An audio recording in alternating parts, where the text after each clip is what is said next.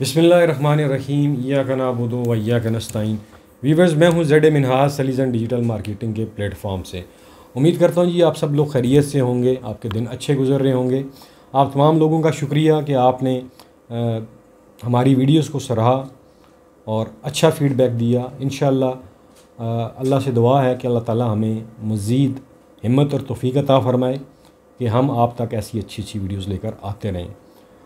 अब आपके सामने जी बेशुमार हाउसिंग प्रोजेक्ट्स इन दिनों में आ रहे हैं और हमारी राय पहले भी हम दे चुके हैं कि ऑल ओवर द पाकिस्तान इस वक्त ये राइट टाइम नहीं है किसी भी हाउसिंग प्रोजेक्ट के लिए। जो न्यूली लॉन्च हाउसिंग प्रोजेक्ट्स हैं, जो नए हाउसिंग प्रोजेक्ट लॉन्च हो रहे हैं, तो उनके लिए ये टाइम सही नहीं है। बेशक वो अच्छे डेवलपर होंगे, अच्छा काम कर रहे होंगे, किया होगा, लेकिन इस वक्त रियल स्टेट जो है पाकिस्तान में बुरी तरह पिट चुका है। मैं आज इस वीडियो में आपके सामने बैरिया टाउन का जो फ़ेज़ 8 एक्सटेंशन है या बैरिया टाउन है उसका और फैसल टाउन फ़ेज़ 2 का कंपैरिजन रखूँगा जी। इंशाल्लाह आपको बताऊँगा कि इस वक्त क्या सिचुएशन है और प्राइसेस क्या चल रही हैं। पिछली वीडियो में मैंने आपको बैरिया टाउन की प्राइसेस के ऊपर फ़ेज़ 8 के मुख्तलिफ जो ब्लॉक्स थे उसके ऊपर वीडियो की, आपको तमाम डिटेल्स बताई। ये आज की लेटेस्ट डिटेल में आपको एक्सटेंशन के बारे में बताऊंगा। आप देख लें कि जो भी कंपनी इस वक्त लॉन्च हो रही है, जो भी नया हाउसिंग प्रोजेक्ट्स लॉन्च हो रहा है, वो नई मार्केटिंग टेक्निक्स यूज़ कर रहे हैं to engage the end user, to engage the people of Pakistan. और हम लोग भी एंगेज हो जाते हैं, लेकिन बेशुमार ऐसे लोगों की मुझे कॉल्स आईं, ईमेल्स आईं, कमेंट्स आए। जब वो प्लाट ले चुके हैं तो देन क्वेश्चन है कि अभी हम क्या करें, अभी हम एग्ज़िट करना चाहते हैं। तो दोस्तों, अगर आप ले चुके हैं तो ये एग्ज़िट का राइट टाइम नहीं है, इसमें आपको नुकसान होगा। अब एरिया का कंपैरिजन करते हैं जी। सबसे पहला कंपैरिजन के आप जानते हैं कि फैसल टाउन फ़ेज़ 2 की लोकेशन जो है वो ठलियाँ इंटरचेंज के पास है, जो कि मोटरवे के करीब भी है। फिर चक्री रोड पे भी लगेगा, फिर व्यूअर्स जी चक्री रोड पे भी लगेगा, फिर गिरजा रोड पे भी लगेगा और देन सो ऑन मोटरवे पे भी लगेगा। राइट नो जो क्लेम है वो ठलिया इंटरचेंज यूज़ करेंगे फैसल टाउन फ़ेज़ 2, ये उनका क्लेम है। अब ये एरिया जो है ये चक्री में आता है, वेयर एज यहाँ पे जो प्राइस दी गई है 5 मरला की, राइट नाउ कोई डेवलपमेंट नहीं है, 27,95,000, जो कि अभी 7 से 8 लाख बढ़ने वाली है। सबसे पहली चीज़, डेवलपमेंट कितने अरसे में होगी, पेमेंट प्लान क्या है, 4.5 साल। 4.5 साल पेमेंट प्लान क्यों दिया गया? इसलिए कि लीगली आप 4.5 साल से पहले सोसाइटी से प्लाट क्लेम नहीं कर सकते, इसलिए कि उनका पेमेंट प्लान ही 4.5 साल का है। लेकिन सोसाइटी का कहना है कि वो 2 साल में डिलीवर करेगी। अल्लाह करे ऐसा हो, हमारी दुआ है जो सब ऐसा करें। लेकिन बात यह है कि उन्होंने ये 4.5 साल का पेमेंट प्लान क्यों दिया? क्या कोई ईज़ क्रिएट की गई है? दोस्तों, हम बात कर रहे थे कि क्या फैसल टाउन ने जिस तरह एडवर्टीज़मेंट की कि हम बहुत सस्ता हाउसिंग प्रोजेक्ट लेकर आ रहे हैं और उसकी प्राइसेस बहुत कम होंगी, तो 5 मरला 27,95,000 कीमत रखी और डाउन पेमेंट 5,95,000 रखी और क्वार्टरली जो इंस्टॉलमेंट हैं वो 1,20,000 रखी। अगर क्वार्टर देखा ले, 3 माह का क्वार्टर बनाया जाए आफ्टर 3 मंथ्स ईच क्वार्टर, तो ये तकरीबन 40,000 रुपया बनता है पर मंथ। अब यहाँ पे एक चीज़ मिस की गई है, चौधरी साहब ने किसी स्पेसिफिक तबके को टारगेट नहीं किया, किसी ख़ास कम्युनिटी को। उन्होंने इनकम वाइज स्टडी नहीं की है। पाकिस्तान के जो हालात हैं, जो पाकिस्तान में इस वक्त पर कैपिटा इनकम चल रही है, उसको बिल्कुल भी नहीं देखा गया और ये प्राइसेस कैलकुलेट की गई हैं। आगे पाकिस्तान में अभी पर कैपिटा इनकम क्या चल रही है आप अच्छी तरह जानते हैं। एक बहुत बड़ी आबादी पाकिस्तान की, जिसकी जो पे की रेंज है वो हार्डली 80,000 के करीब होगी, यानी कि लाख से नीचे होगी। अब जिस बंदे की पे 80,000 90,000 है तो मुझे ये बताएं कि वो 5,95,000 डाउन पेमेंट दे के 1,20,000 इंस्टॉलमेंट कैसे देगा? क्या उसके बच्चे नहीं हैं? क्या उसके अखराजात नहीं होंगे? तो इस फैक्टर को टोटली मिस किया गया है यहाँ पे। ये मैं आपको बड़ा कैटेगोरिकली बता रहा हूँ। और फिर 4.5 साल का ये प्लान है और कहा जा रहा है कि 2 साल में डेवलपमेंट कर देंगे। तो मैं पहले भी अर्ज़ कर चुका हूँ कि शुरू का जो ब्लॉक होगा उसमें डेवलपमेंट शायद जल्दी हो जाए और फिर वही हो जो न्यू मेट्रो सिटी में हुआ। वेयर एज अभी जो मार्केट है उस मार्केट में प्रॉपर्टी जितनी भी हैं वो सारी इतनी नीचे जा चुकी हैं, आप सोच भी नहीं सकते। मैं आपके सामने दूसरा पॉइंट रखता हूँ, Bahria town Rawalpindi phase 8 extension का। आज से 2 माह पहले, 3 माह पहले, बल्कि आप यूँ समझ लेंगे इस रजीम चेंज से पहले, वहाँ पे जो 5 मरला था वो 34-35 लाख 37 लाख तक गया। फिर वो नीचे आना शुरू हुआ और आके तकरीबन 33-32 पे रुक गया और अभी इस हद तक गिरावट आई है वहाँ पे।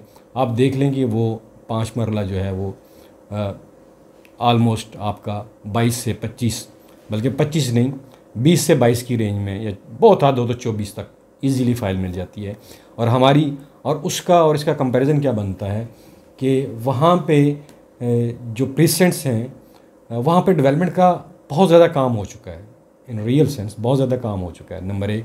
नंबर 2, वो बेल्टेड फाइल है, स्ट्रीट नंबर प्लॉट नंबर लगा हुआ है।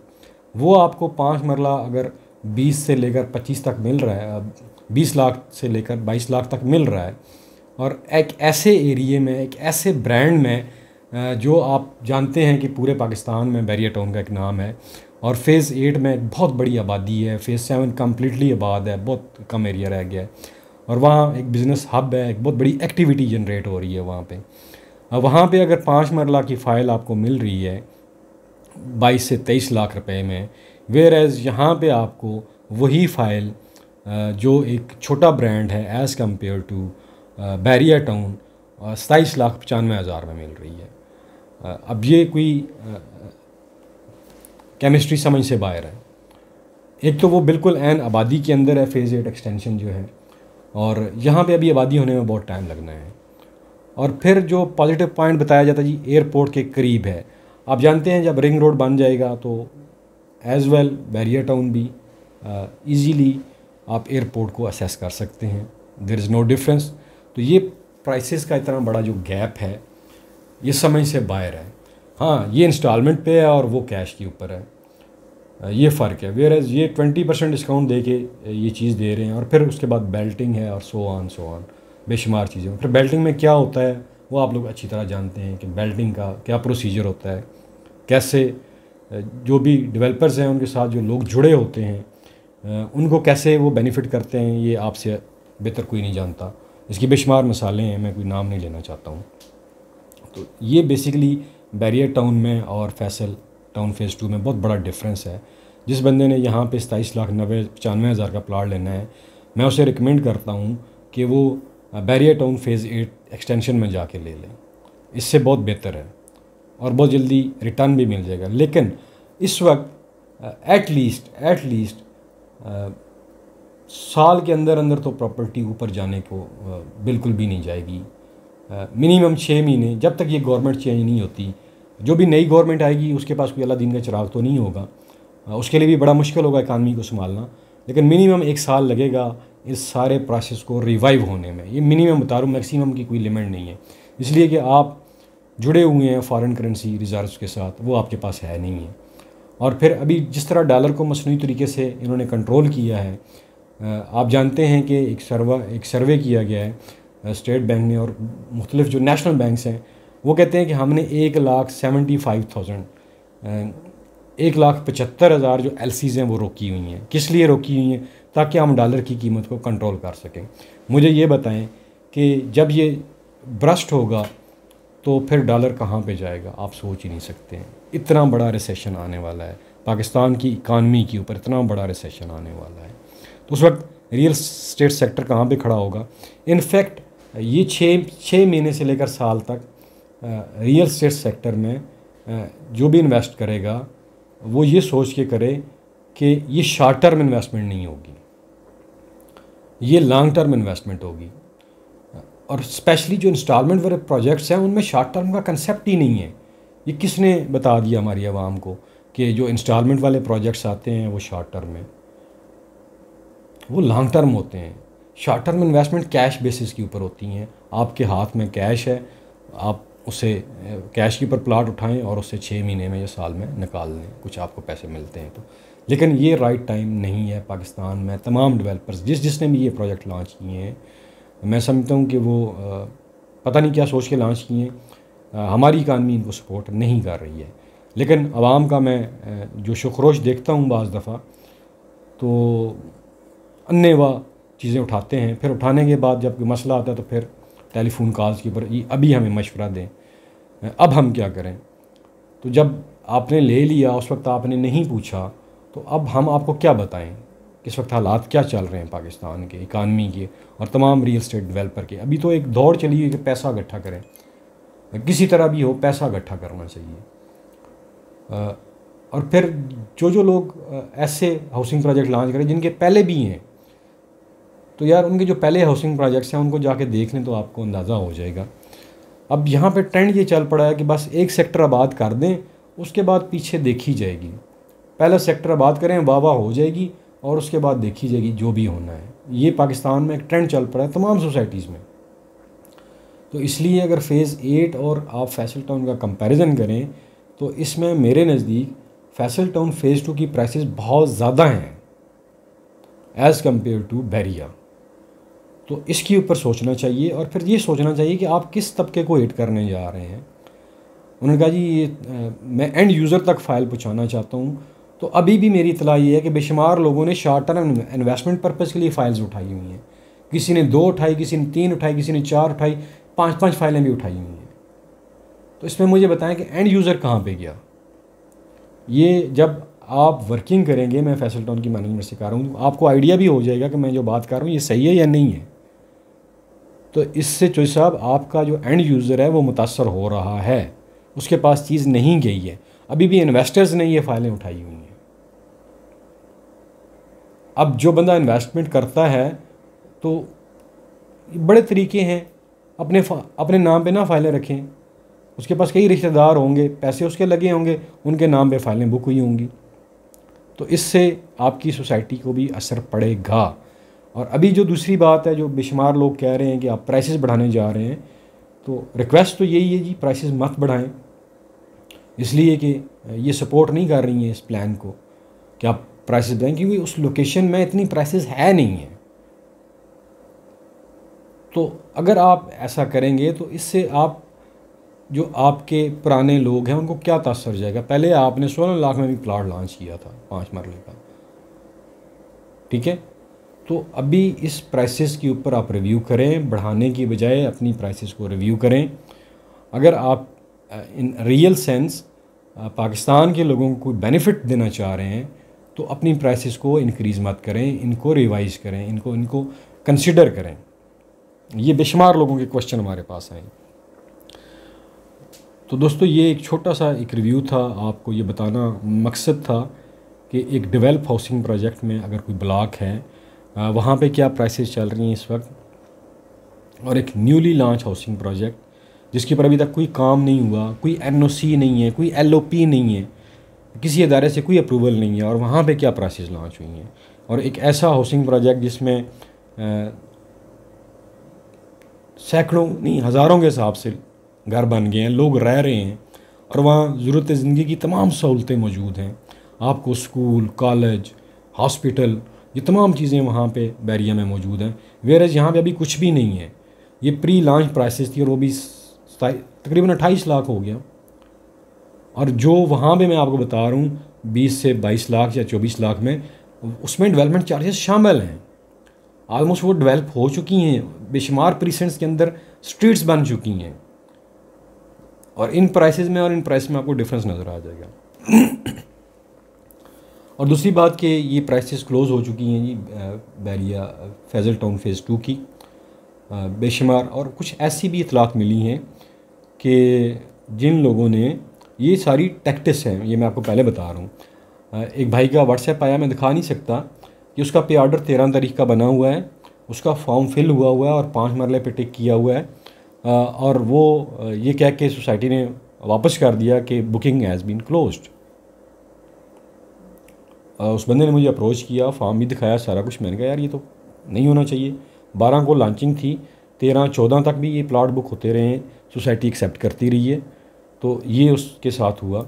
तो फिर मैंने ये कहा यार इसमें अल्लाह ताला की बेहतरी होगी, आपके लिए बेहतर हुआ है ये, और अपने पैसे संभाल के रखें, आगे बेशुमार और भी ब्लॉग्स आएंगे, उनमें कर लीजिएगा।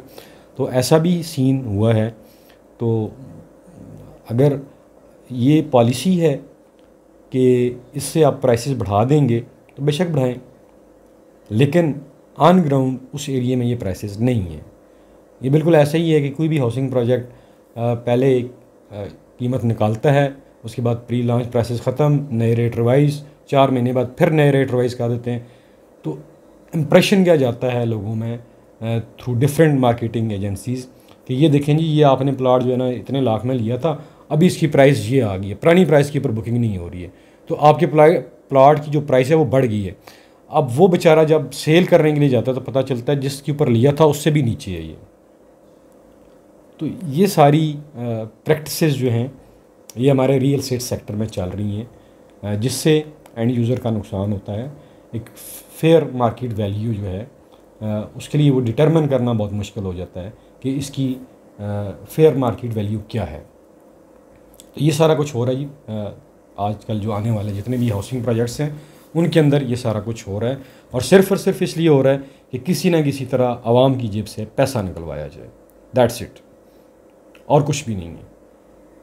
ये आप देखेंगे आगे आने वाले हालात कैसे जाते हैं। इसलिए मेरा मशवरा है कि रियल एस्टेट सेक्टर में इन्वेस्टमेंट से स्पेशली जो न्यूली लॉन्च्ड हाउसिंग प्रोजेक्ट में अवॉइड करें।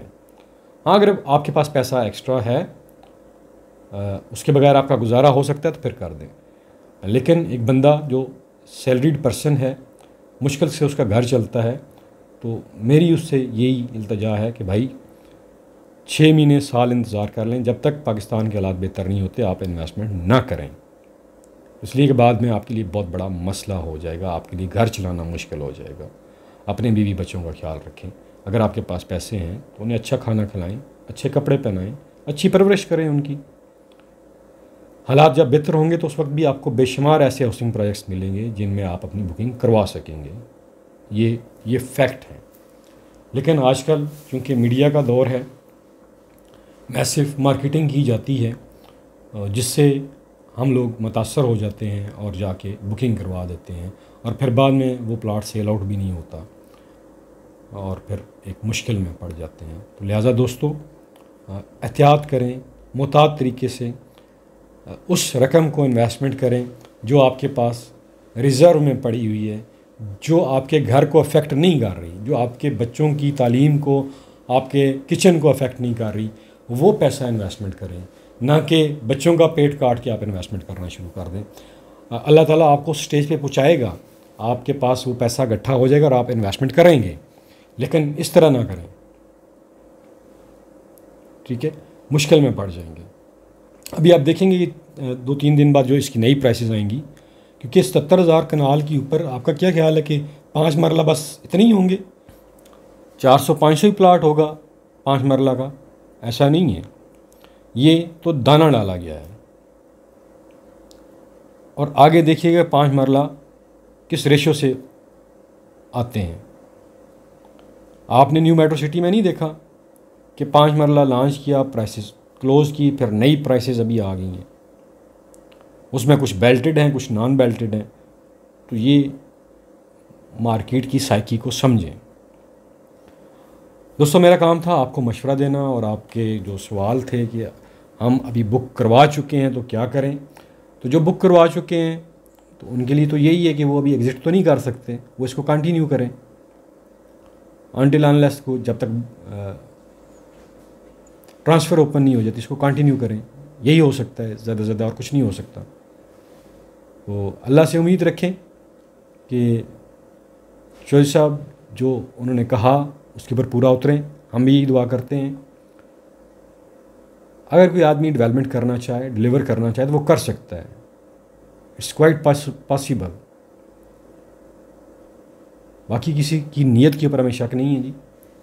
अल्लाह ताला जिन लोगों ने भी इन्वेस्टमेंट की है उनकी इन्वेस्टमेंट को महफूज रखे और उसमें मज़ीद तरक्की दे। हम यही दुआ कर सकते हैं और करते रहेंगे। बाकी अगेन मैं ये कहूँगा कि मोहतात तरीके से इन्वेस्टमेंट किया करें। मुख्तलिफ़ इश्तिहारात को देख के मत किया करें ऐसा। और अपने घर का, अपने बीवी बच्चों का ख्याल रखा करें। वो आपकी प्राइमरी रिस्पॉन्सिबिलिटी है। आपका घर, आपके बीवी बच्चे, उनकी तालीम, उनकी परवरिश, ये प्राइमरी रिस्पॉन्सिबिलिटी है। ये नहीं कि आप किसी और को देख के उसकी बातों में आके अपनी बच्चों की जो कमाई है, उनका जो रिस्क है, वो कहीं और आप इन्वेस्टमेंट कर दें। ऐसा ना करें खुदा रहा। ये बातें मैं इसलिए कर रहा हूँ कि मुझे बेशुमार ऐसी कॉल्स आई कि मैं आपको बता नहीं सकता। आपको उनकी वॉइस अगर मैं आपके साथ शेयर करूँ तो आपको अंदाज़ा हो जाएगा। अपने कस्टमर को सच्ची बात बता के चीज़ बेचा करें, उसे ख्वाब मत दिखाया करें, उसे हकीकत बताया करें। फ़ाइलें बिक जाती हैं, सब लोग बेचते हैं, हमने भी बेची हैं, ऐसी बात नहीं है। बेच भी रहे हैं लेकिन सच्चाई के साथ। इस रवश को अपनाएं जी, यही मेरी रिक्वेस्ट है। और आप लोगों से रिक्वेस्ट है कि आप प्लीज़ एहतियात करें। आखिर में अपना और अपने प्यारों का ख्याल रखिएगा। मुझे दीजिए इजाज़त। पाकिस्तान पाइंदाबाद।